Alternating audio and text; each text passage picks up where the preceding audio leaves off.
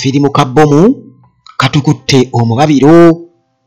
Kafirimu ka bbomu akoogerere katukutte omubabiro kubanga aboogerezi baako Kuraije this time nga ye vijje yakutte akazindaalo already yali amukwatidde akazindaalo luli Chris Magezi bwatyo yakamuddiza nga akomyewo yonna gye yali agenze. Kakati munnange abantu ebigambo byabwe okwetooloola eggwanga gwe ne bwogenda wa amawulire gano bwe gali ne mu bantu bajja kugamba nti ebya bbomu bya bulimba.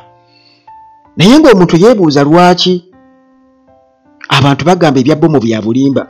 We twogerera muganda wange UPDF etukakasa nga bwe baakubye omukyala amasasi nga anaatera okubwatula bbomu. Bamukubye amasasi nga anaatera okubwatula bbomu wali ekaleerwe. Kakati munnange nga bwe nkutegeezezza nti bino bwe birabe nga kafirimu era munnange mu kubyogerera naffe tuba twogerera byogerere nti kano kabanga kafirimu aka science fiction koyinza okunyumirwa naye ng'okimanyi nti kale basinga bibaddeyo kwamba ebibuuzo biba bingi nnyo mu mbeera ezifaanaganako bwe zityo. Kakati munnange suspect bamaze dde okubeera nga bamutubuulira era nga ono ye Jessica Among wa myaka 32 yakubiddwa amasasi n'attibwa abasirikale ba UPDF ng'abantu beebuuza nti lwaki suspect bamukuba bukubi masasi ate nga batugamba nti babadde bamugoberera okumala ennaku 3. Kati munnange ebibuuzo bingi nnyo ku nsonga eyo kubanga tukimanyi bulungi nnyo ti munnange season kasiteetuuka nti kati season ya bbomu eba ya bbomu. Kale munnange nga sinnaba kubeera nga nkubuulira akawunvu n'akagga n'ebigambo bya Kuraije bye yayogedde n'ebibuuzo oba oliawo munnange bye neebuuza nga nkimanyi naawe ebibuuzo ebyo obyebuuza. Aba Hillside View Apartments gye bali nnyo wali ku Entebbe Road kasita otuuka e Kajjansi e Namulanda oba Ekitende buuza ejjanyi ku kyaki bajja kutwalayo muganda wange oba bo bennyini obakubiri bajja kuwa transport wa bwereere first booking yo kasita oba nga oli kumpimpi awo naddala ng'ova ku airport. Kati Hillside View Apartments munnange zino apartments osobola ozipangisa oba olunaku olumu oba omwezi oba emyezi naye nga zirimu buli kimu. Twala butwazi tulootwo ate nga munnange wasirifu nnyo ate nga nnungi nnyo njoyoote bulungi nnyo. Amasannyalaze tegavaako, wifi weeri, compound nnene, security weeri, parking nnene ddala ebya ddala. Kakati munnange eyo nga tuvuddeyo tulina aba maintenance palace. Bano aba maintenance palace balina solar systems, balina ebyamasannyalaze, balina ebyamazzi ate nga balina ne ttiimu ey'abakugu esobola okuyambako b'installinga. Wabula ekyenjawulo ekiriwo nti osobola obbakwasa omulimu gw'ekizimbe kyo, oyinza okuba olina akeedi oba apartments nga basobola okubeera nga bye bakola ku maintenance mu byamasannyalaze byonna n'okuinstallinga. Aba maintenance palace bakola bingi nnyo era gwe lumba ku mutimbagano wonna oteke maintenance palace ojja kuba obafuna bulungi nnyo otegeera biki bye bakola. Munnange akawunvu n'akaggo ojja kuba okafunira eyo. Ate nga Timo Property Consultants Limited bano batunda ettaka ate bagula ettaka eririko ebyapa. Bano balina construction company bazimbye ebizimbe bingi nnyo era nabo osobola okugenda ku mutimbagano n'oteekamu Timo Property Consultants Limited nabo osobola okumanya ebibakwatako. Omusawo Dr. Waali tofana birwadde tobeereyo n'ofana ebirwadde noga nti munnange byagaana bantwala egindi ne bantwala egindi. Dr. Waali asobola okuwa eddagala, asobola okuwa eddagala. waliwo omuntu omu gwe bawa eddagala kati n'amaliriza nga ngambye omusajja yampadde ebidagala kugambye kati eri abantu amu nga tebaagala ddagala by the way era yagamba eddagala eryo mpadde nga lingi nga naye ate munnange nga olina kusooka kunywa eryo kaakati ekituufu kiri nti lumu nange omusawo yalimpaako eddagala yangamba nti eddagala linamu wali lino nolaba osobola okunywako nkimanyi bwe bwali obuzibu ngenda okulinywako muganda wange kale ngwe gamba liyinza okuba terina tesiti nnungi lyeyamuwa ku kirwadde kye naye ng'ate abaalikozesa abalala bo baawo baatereera naye ye yagamba kugamba baami kalasobola ddagala naye osobola okugumiikiriza eddagala kubanga munnange asiika obulamu takola ki tassa mukono yes togaana ddagala kati munnange ye ripooti yokka gye nali nfunye by the way mbi ku musawo oli yangamba yampadde ebidagala byamulema okunywa naye nga kirabika yali yesibwa ddagala kale munnange eyo nga tuvuddeyo ebya bbomu bannange ebya bbomu naye kwegamba omuntu alina okukwatibwa ku nsonyi naye ensonyi tezikyaliwo kubanga kolayije bamubuuzizza ekibuuzo bannamawulire n'akiddamu mu nziramu ensesezza ennyo naye nga munnange nga bwe nkutegeezezza nti already waliwo omukyala gwe baakubye wa myaka 32 bamukubye amasasi wali kaleebe nti nga agenderera kuba kubwatula bomba kugyetuulisizaako teri amanyi naye nkugambye nti abantu ne babikubamu ebituli okusinziira munnange ku ripooti era first time abantu ne bagigaanirawo ng'eyaluli emunyonyo bwe baagigaana eya kulisi magezi nti totubuulira saakaasiwo kati okusinziira munnange ku ripooti UPDF bano batukakasa batugamba nti eyafudde gwe basse nti yabadde suicide bomba yabadde lumira mwoyo bano beesiba kuzi bomu munnange ne beebwatula era bano bazzeeyo ate ku nkola yaabwe eya ADF era nga batukakasa nti ono yabadde wa ADF bagiyita batya Allied Defence Forces era nti yakubiddwa nattibwa wali ku katale okuliraana akatale k'Ekaleerwe gye yabadde agenze okubabwatula kakati munnange tubadde tuli awo omanyi abantu bo babeera balaba kati waliwo omu ku bantu yagenze ku mukutu gwa X era ono amanya gwe bamuyita Zad n'agamba nti ono gwe baakubye amasasi ne bamutta munnansi wa Kenya era nga kigambibwa okuba nti yawambibwa okuva mu maka ge Kerugoya bakita Kerugoya mu Kenya ekyalo bakita Kerugoya mu Kenya ennaku z'omwezi nga 16 bamuwamba buwambi era nga amaze okuteeka bino ku mutimbagano abantu nga beewuunya kati Charles Romeshana yabirabye ku mukutu gwa X kati naye n'ateekako obubaka yagambye nti yataddeko akagambo n'agamba nti alert Amongin Jessica ow'emyaka 32 munnansi wa Kenya era nga maama w'abaana 2 yawambibwa kugamba oluvannyuma lwa kubanga ono gwe bayita Zadi yataddeko obubaka n'agamba nti Amongini Jessica ow'emyaka 32 munnansi wa Kenya era nga alina abaana 2 yawambibwa e Kenya okuva mu maka ge ku kyalo ekiyitibwa Kerugoya mu Kenya ennaku z'omwezi nga 16 era nti olunaku olwaleero bwe bamukubidde amasasi olunaku lwabadde lwajjo ku Sande nti UPDF emukubye amasasi n'emutta nga bagamba nti abadde suicide bomba Romeshana n'agamba nti that would be a terrible scandal kye kigambo kye yakoze eki nti bwe kibanga kituufu bannange kino tekyogerekeka singa story ye bantuufu munnaffe bwe bayita Zad gyatubuulidde ng'amaze okulaba ono gwe boogerako nti yattiddwe wano n'atubuulira gye baamuwamba.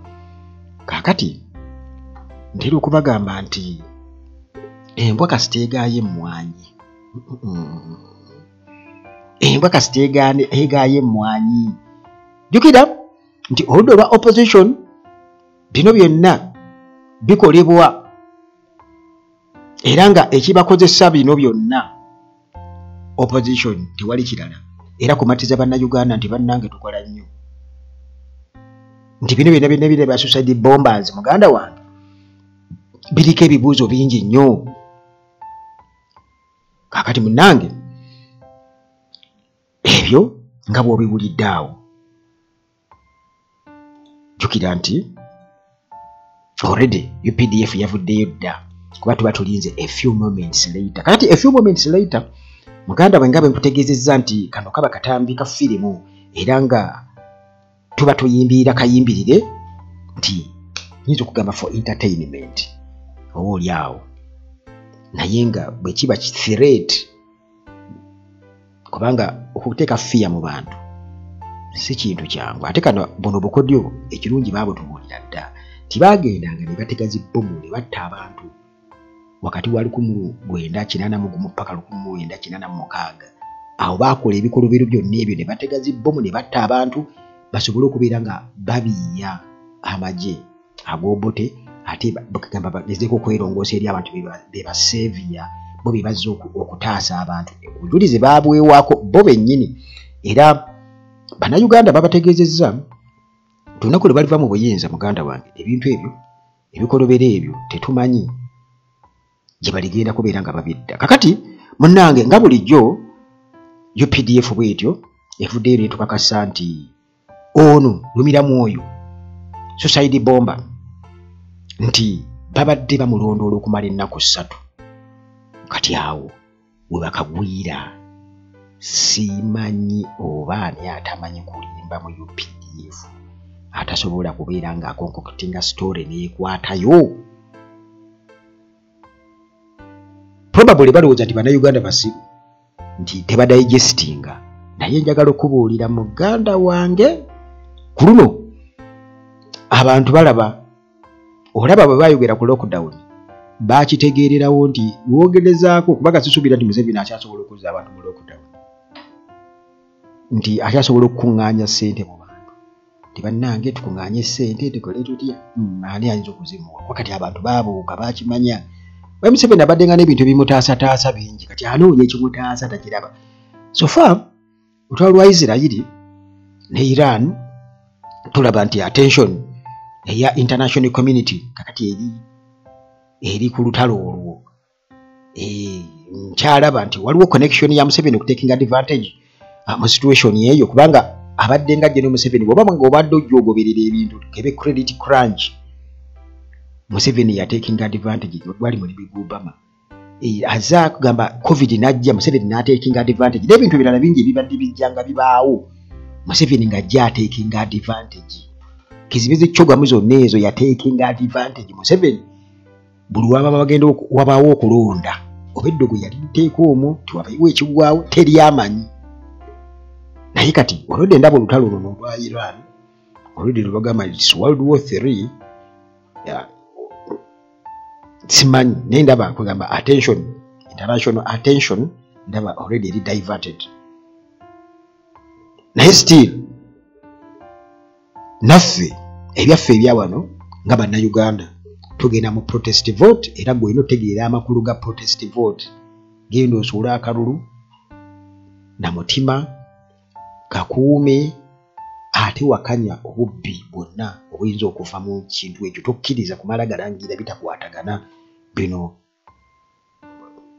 ani ono kwa Electoral Commission byavaayo n'atandika okumwira ng'akumala gawogera ng'asoma results ate zitali ku ground abantu ze batamanyi n'ebirala.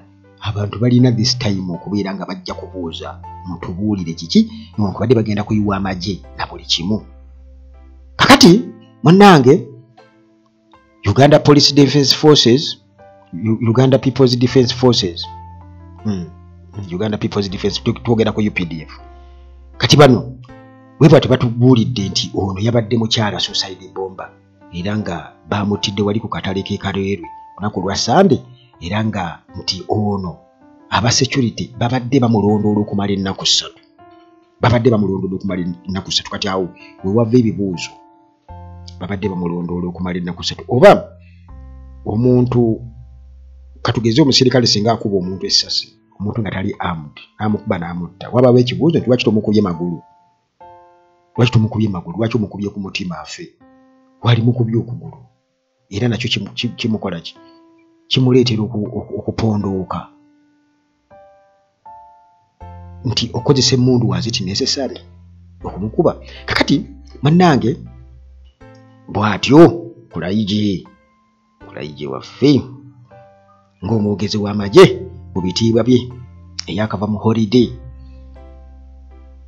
Mannange mu maanyi amangi gaze nago brigade ya Felix Kulaije atutegeeza n'atugamba intelligence agencies nti babadde balondoola nga batrackinga movements entambula z'omukyalo ono nga zonna bazirondoola n'enneeyisaaye era munnange bwe batyo ne barespondingirawo mu kugezaako kuziyiza potential attack, gezaako okuziyiza kwegamba kyeyandibadde asobola okubeera nga akola mu bulumbaganyi okundowooza kwe kwebwatulirako bbomu oba okubwatula bbomu n'agikasuka mu bantu ekyabadde kiyinza okubeera nga kiddirira. Kakati munnange bwe badde bareactingirawo ne bamwokya ebyasi. Kakati bano batugamba nti ennaku 3 nti nga zino ziddiringana constantly consecutive days mbu nga bakola surveillance balondoola era nga intelligence eri busy nnyo. Kati bwe mba njogera ku bino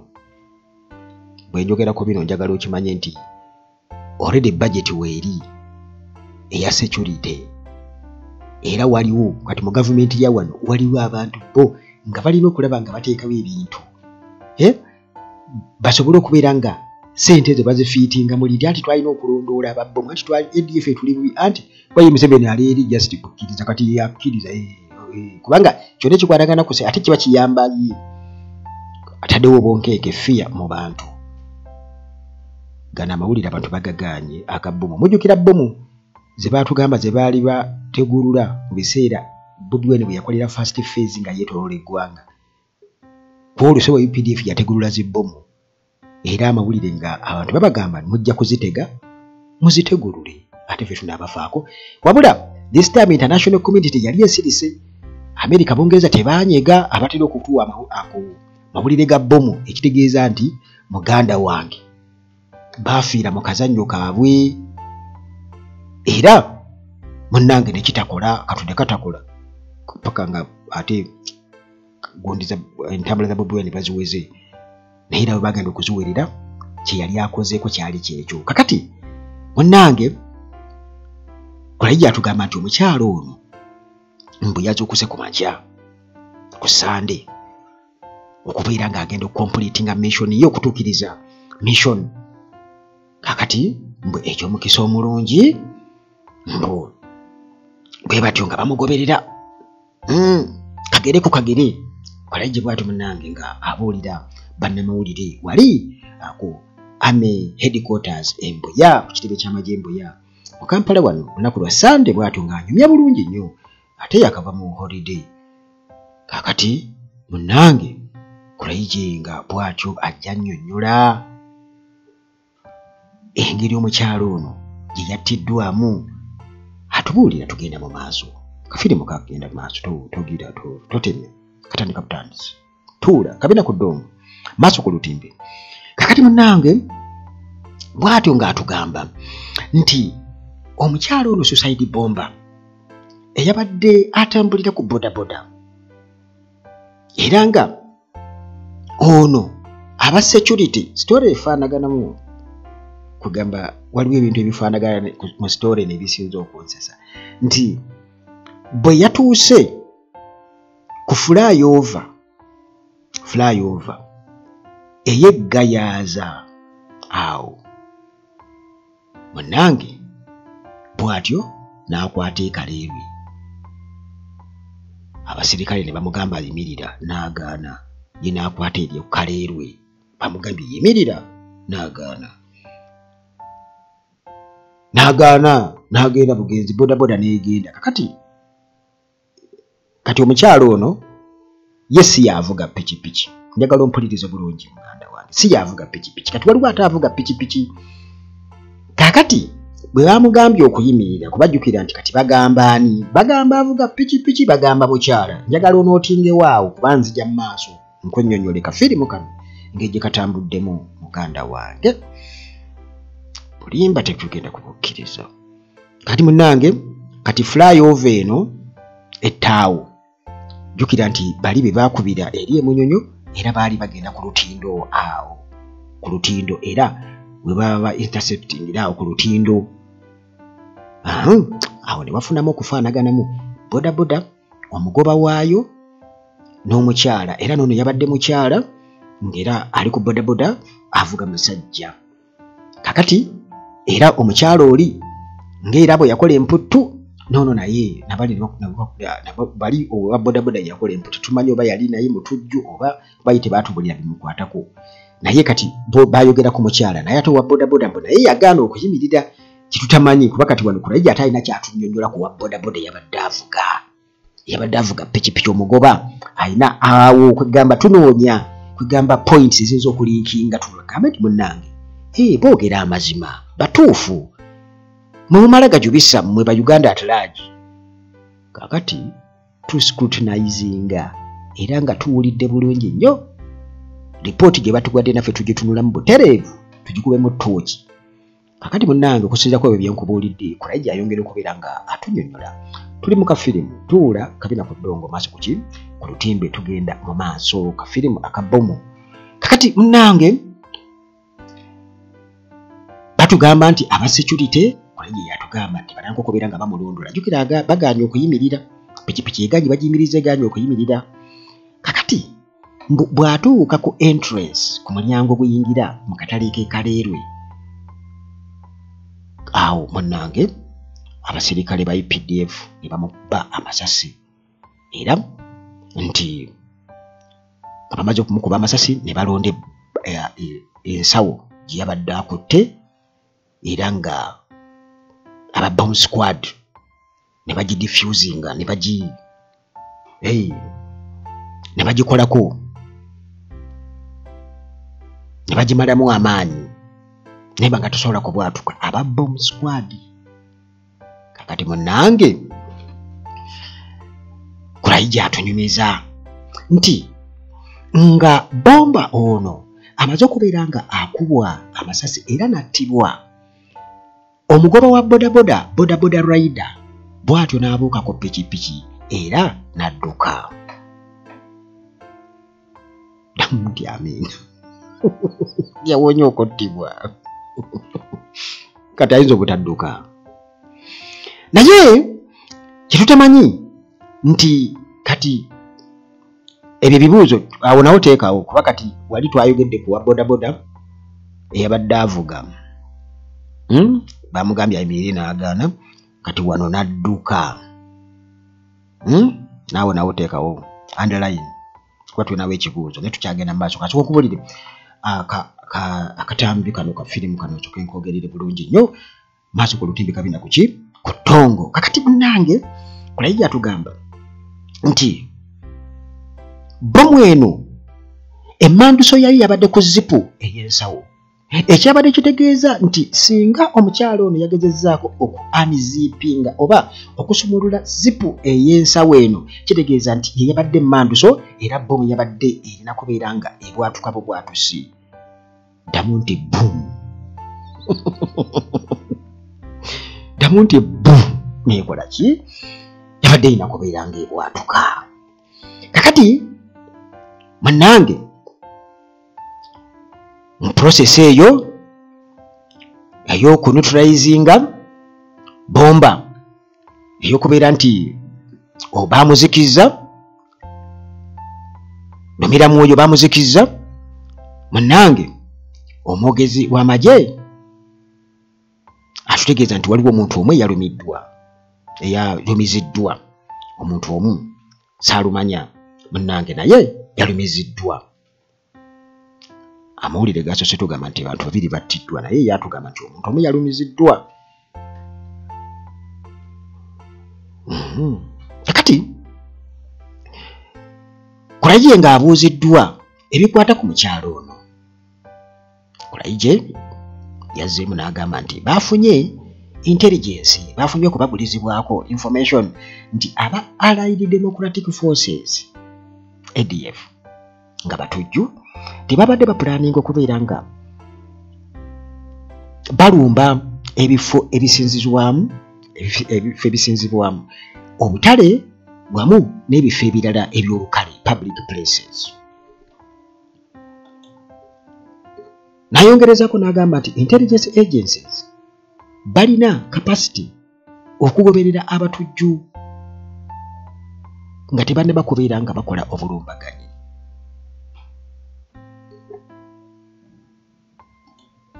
Balina obulumbaganyi obusobozi okubeera nga bayimiriza abatujju nga tebannakola bulumbaganyi. Munnange Kulaije kamaze tubuulira ebyo kyenjagala omanye nti guno gwe mulundi ogwokubiri nga suicide bomba attibwa mu nkola nga tamaze kutwalibwa oba kuwibwa mukisa yeewozeeko tukakase eddala ono gwe bakubye oba ki jjukira byali ku mulembe gwa Lokeeki balina omwezi ogwo kati munnange na bano babatta extra judiciary era nga kati mu weeks 3 jjukira gwe baakuba wali ku kigwa ky'abajulizi ku lunaku lw'abajulizi Juni nga 3 emunyonyo basirika abalamazi baali bakuŋŋaanye kubeera nga munnange bajjukira abajulizi ku lunaku lw'abajulizi. Ebyo twabikola ki? Twabitegeera naye kati Kulaije nga bannamawulire bamubuuza nti naye lwaki ddala nti security forces bandibadde ekyokukola balaba kyakutta bussi nga omuntu tebamaze kumukwata kubeera nti nno aweebwa omukisa awozesebwe fo kyokumukwata kubanga jjukira ono badde bamugoberera okumala ennaku 3 lwaki babadde tebamukwata bukwasi bamulabye nga ddala omuntu ayinza okupoozinga ayinza okuteeka obulabe ku bantu ne bamulaba lwaki munnange Kulaije bw'atyo nga mu kuddamu mu ngeri y'olukujjukujju n'agamba nti intelligence efuna information nga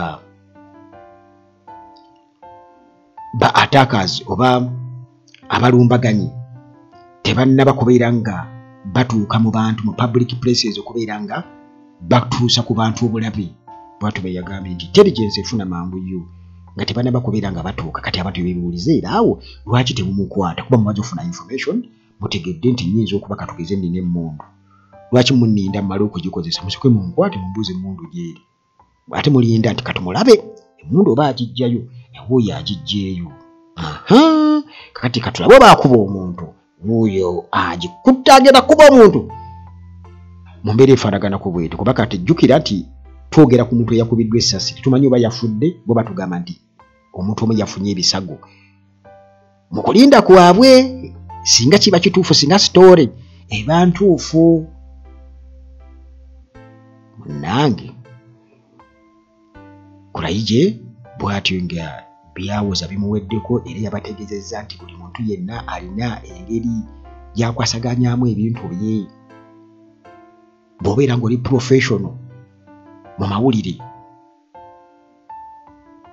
naawe osobola okukola omulimu gwo nga munnamawulire kati bwe tubeera nga ffe tuli ba professionals mu intelligence kitegeeza naffe tuba tulina obusobozi kati ate awo neebuuliza ate wa kibannamawulire era sitiru ate amagye gabakuba emiggo ate nga bamanyi bano ba professionals eyo mbadde nkyamye bukyamye kuba ekibuuzo nakyo kiyikyawo aha jukira n'ebibuuzo bibiri wali ebyokwebuuza ku wa bodaboda ono n'engeri gye yadduseemu. Kakati bw'atyo ng'agamba nti ekituufu bwe kiri nti twasobodde okubeera nga tuyimiriza abatujju bano nga tebanaba kubeera nga bakola obulumbaganyi ku bantu, kitegeeza nti intelligence ekola omulimu gwayo. Temumbuuza lwaki tukuba bukubi, lwaki tukola optinga for extrajudicial killings instead of arresting and trying suspected bombers. Naddala nga intelligence emaze okubeera nga efuna information nga abantu bano tebanaba kubeera nga bakola bakaringa out obulumbaganyi ku bantu. Lwaki? Ekibuuzo kye baabuuziza Kurayije bw'atyo n'agamba nti munnange njagala okubabuulira ffe buli muntu yenna nga naye bw'oli munnamawulire olina obumanyirivu oli professional mulimu gwo. Naffe intelligence tuli ba professionals, kale buli muntu yamanya alina capabilities okukola omulimu gwe nga bw'akola. Kakati bwe tuba twafunye intelligence kitegeeza nti tuba twakoze omulimu gwaffe. Ekibuuzo nga nakizingazingako bw'atyo. Kakati Kurayije yatugambye kuwa bodaboda ono nti security uliriza nti kuwa bodaboda eyabadde avuga ono Lumiramu oyo security ekikakasa nti ono yabadde innocent, bamuwadde green light to escape kuba batugambye yadduse nti ono bakyamunoonya basobole okumufunamu more information. Kusanga ate yanaatuddira mu part 2 yanajja mu part 3 ba part 1 yabadde yakuba part 2 Kurayije ono atubulidde kati part 3 ndowooza bagenda kuleeta wa bodaboda annyonnyole engeri munaye gye yabadde atwala omuntu gw'atamanyiiko. Kakati ebibuuzo binyinza okubuuza wano biri bitya. Bwe kibanga UPDF nga Kurayije bw'atugamba nti ono mu kulaba okwabwe yabadde innocent saalumanya, era mu kukuba omukyala ono ye tebaamukubye, baakubye mukyala, omukyala eyafudde. Omukyala gwe batugambye olwedde nti Munnakenya abamumanyi era baamuwamba buwambi eyo Kenya, alina n'abaana 2.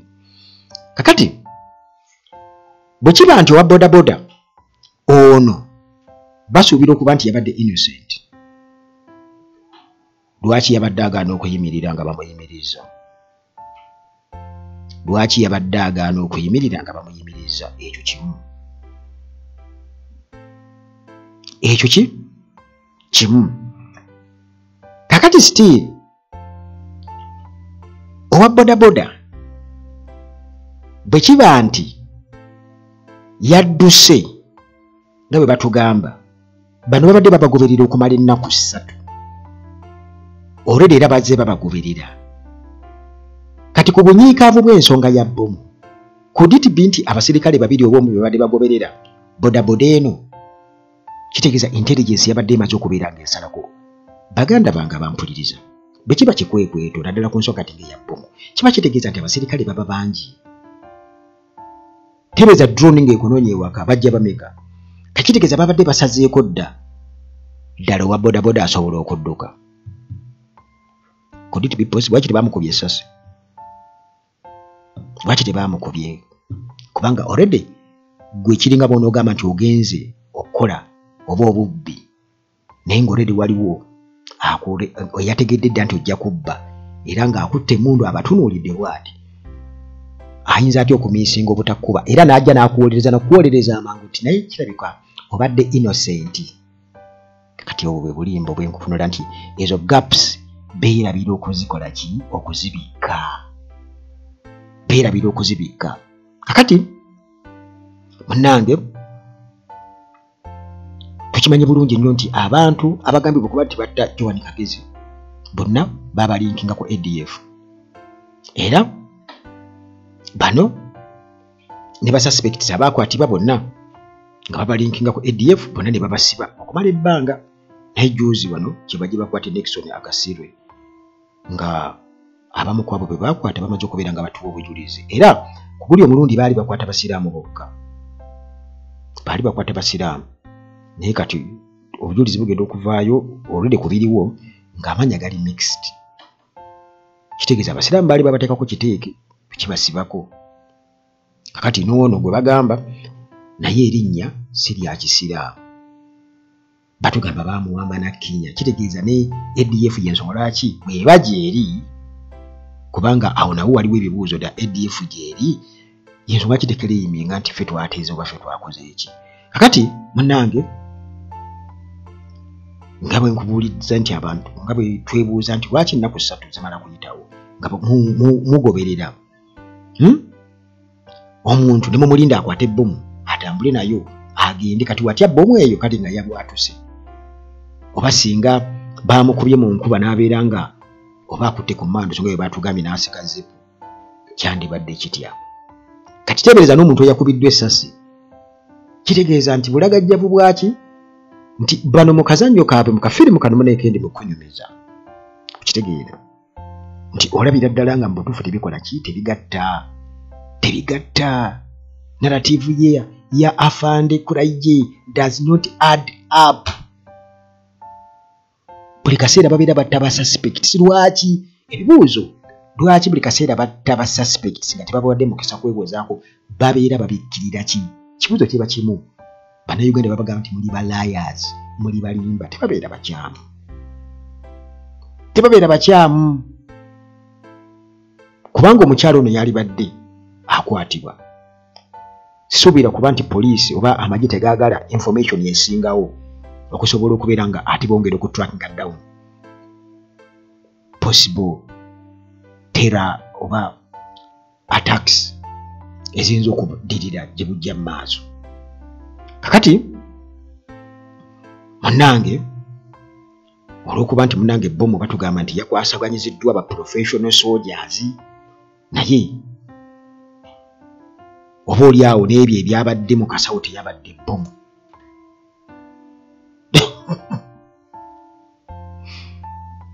Kubanga mu situation ey'essasi omukyalo ono yabadde amaze okufa, tewali muntu yenna ayina ku sibiri ayinza kukkirizibwa nti agenda approvinge, ffenna tubeera erimu ne bataddewo obugundi buli crime scene ng'abakugu bagenza okubeera ng'eri gino Museveni bamukubidde dda, bamuwadde information. Kati munnange bwe kaba nga akazannyo nga referee yamanyi ekigenda mu maaso, nga yamanyi ddi lwe katandika ne lekaggwa, kisigala UPDF munnange ye referee era be bamanyi akazannyo bwe kakola ki, bwe katandikira bwe kakola ki, bwe kaggwa,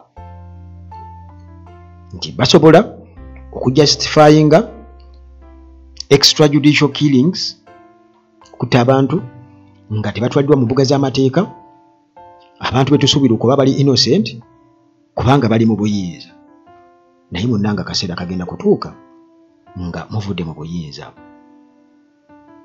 nga temwambadde byambalo by'amagye ebyo, mugenda kuwa answers kubanga mugina okwacountinga for the atrocities you've committed against humanity.